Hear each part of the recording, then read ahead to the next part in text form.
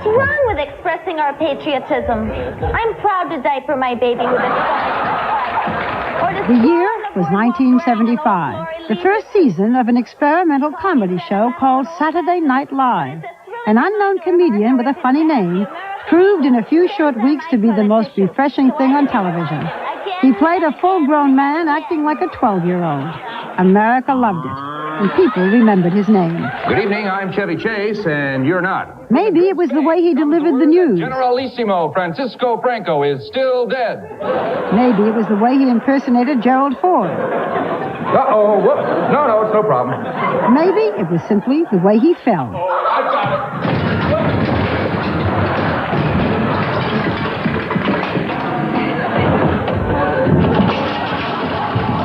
No problem. Whatever the case, Chevy Chase went in 1 year from being an unknown comedy writer to being a star. Live from New York, it's Saturday Night! He was born Cornelius Crane Chase and grew up in Manhattan. He calls his father, Edward, the funniest man he ever met. He was in publishing. His mother, Kathleen, who also had a sense of humor, was part of the wealthy Crane plumbing family. Unfortunately, the money didn't come to Chevy. When he and his older brother, Ned, were still quite young, their parents divorced. Unlike most comedians, Chevy was neither the class clown nor the classic problem student. He graduated valedictorian of his prep school. He was not, however, terribly focused in terms of a career. He dabbled in rock and roll, even cut an album. But he didn't begin to make it until he linked up with a comedy group called Channel One and made a cult movie called The Groove Tube. I'm looking over a four-leaf clover that I overlooked before. After his big year on Saturday Night Live, he began a movie career, landing his first starring role in Foul Play with Goldie Hawn. Excuse me. My fault, very much my fault. Although he has said that he hated his performance, the film was a huge hit and seemed to prove that leaving Saturday Night Live was the right thing to do. Chevy, it seems, could do no wrong. Then he starred in a succession of flops, and there was a failed marriage, his second, reports of drug abuse, a career gone sour. Marty Moose, Marty Moose, Marty Moose, that's me. Then in 1983, Chevy got the role of Clark Griswold in National Lampoon's Vacation, a spoof on the typical family cross-country trip, a sort of Father Knows Best meets The Twilight Zone. It was a huge hit. First, I didn't want to take this vacation. But now I'm glad I did. It's given me a chance to spend a lot more time with you and, Audrey. Audrey. And in the smash movie Fletch, Chevy got to play a man with brains for a change. He got the girl and got the chance to improvise a merry masquerade of offbeat characters.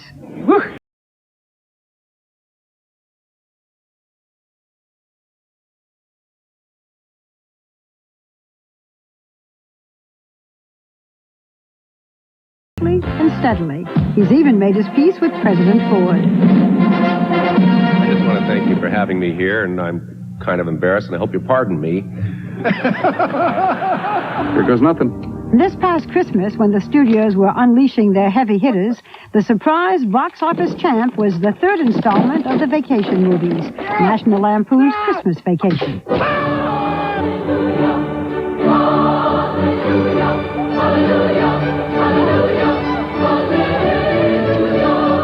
Personally, it's been no vacation getting here. But the saving grace seems to be this lady, Chevy's third wife.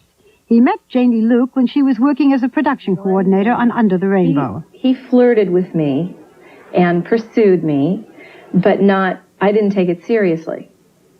Then one day I made a rather flip remark to him, and I looked and saw that he was hurt by it. And I looked in those brown eyes and I said, Oh, that. I think there's a nice guy there.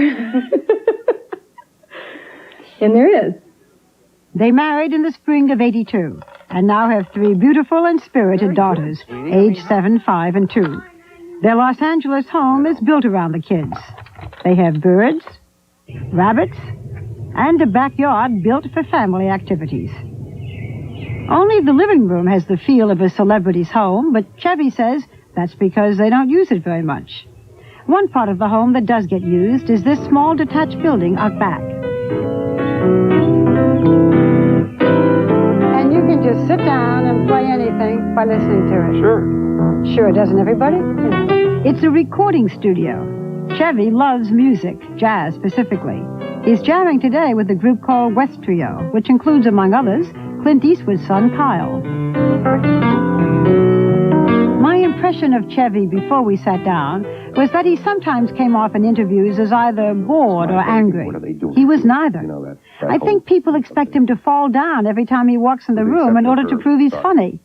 But Chevy doesn't have to prove much anymore. How did you get the job on Saturday Night Live? Lorne Michaels, the producer, came out here looking for writers.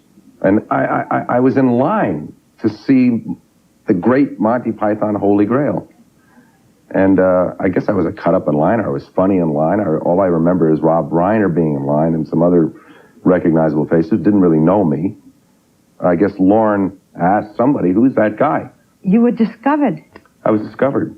Like Lana Turner was discovered sitting in a stool in a Schwab's drugstore. You're standing in line in the movie. It's crazy. Yeah. You met Jerry Ford, whom you'd made fun of all those years. Yeah. I've met him a few times. Do you ever think that maybe that helped him lose the election? Making him seem like such a I suppose goof? I may have had a damaging effect. I suppose if 20 million people see you hitting your head and saying, no problem, doing that stuff, it begins to build a sense of what this man is, and it didn't help him any, certainly. I think that I heard back then from one of his children that it hurt his feelings, some of the things that I was doing. And that concept was beyond me. Hurt his feelings? Why, this is a public figure. This is the President of the United States. He should expect to have his feelings hurt. This is a human being. I felt later a little bit ashamed. It's awfully funny, though. I mean, it was awfully funny. You were only on Saturday Night Live 1 year, which every time I say it surprises me because you became, so well known so fast. Did you leave too early? Gilda Radner stayed, Bellucci stayed, Aykroyd stayed. You left. Well, to begin with, they were hired as actors, as members of the Not Ready for Primetime Players, and they had 5-year contracts.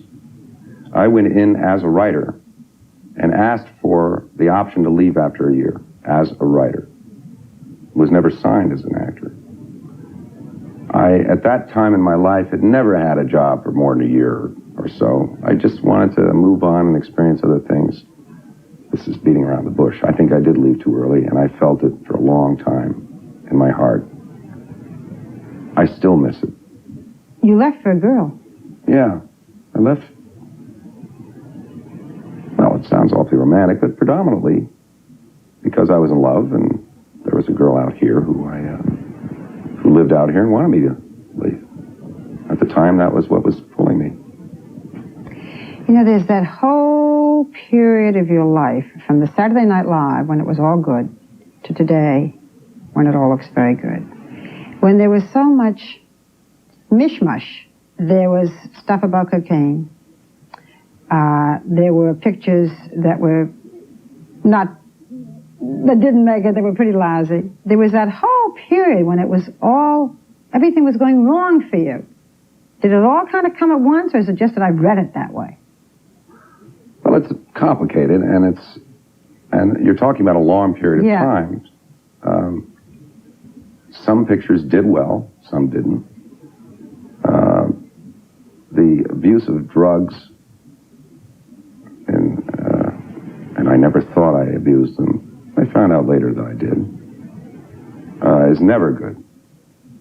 But you don't know. In my case, and in many of my colleagues' case, we came out of an era in the late 60s where I was really on a roll, when pot was acceptable, when even cocaine was considered benign. We didn't invent drugs. They were there, and we were told that if you took them, you would be wiser, you would know yourself better, The fact of the matter is, all you do know about yourself is what you're like when you're poisoned. It took a long time to know that, to learn that. You're the only one that I've read about who went to the Betty Ford Clinic, which you did to help with your problems, and hated it. Absolutely hated it. Well, it was just awful. Betty staggering around.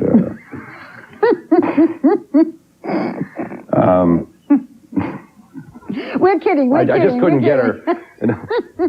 I just couldn't sober her up. No, it was. I had my problems with it. One of the problems I had with it was simple enough. I felt that there was a lot of emphasis put on, it's not your fault. Nobody came out and said to many of the people who were there with me, kids in their 20s, who had problems with freebasing and cocaine and this or that, you have a behavioral problem. It is your fault. You better get your ass straight, pardon the expression. You better think about it in those terms. Do you have confidence? Sometimes.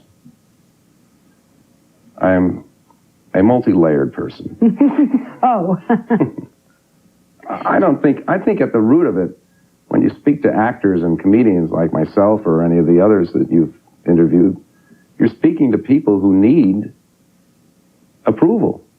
Maybe to a degree much stronger than most.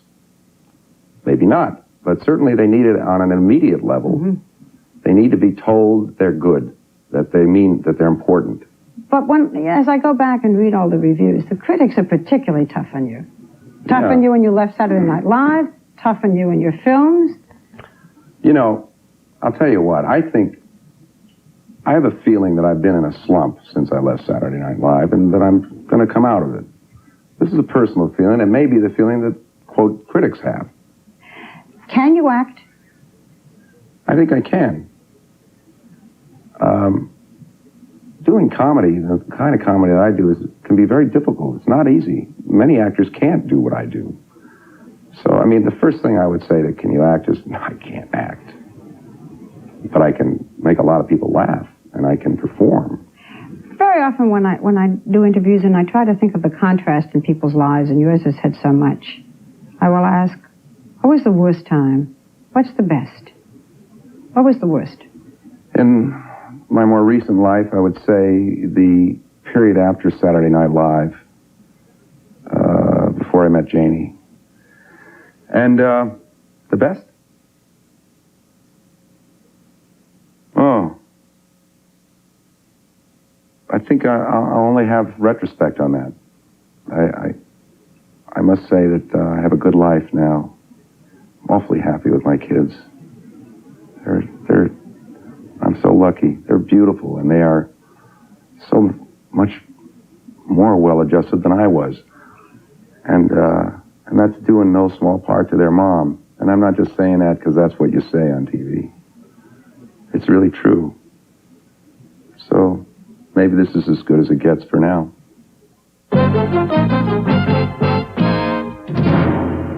In a moment.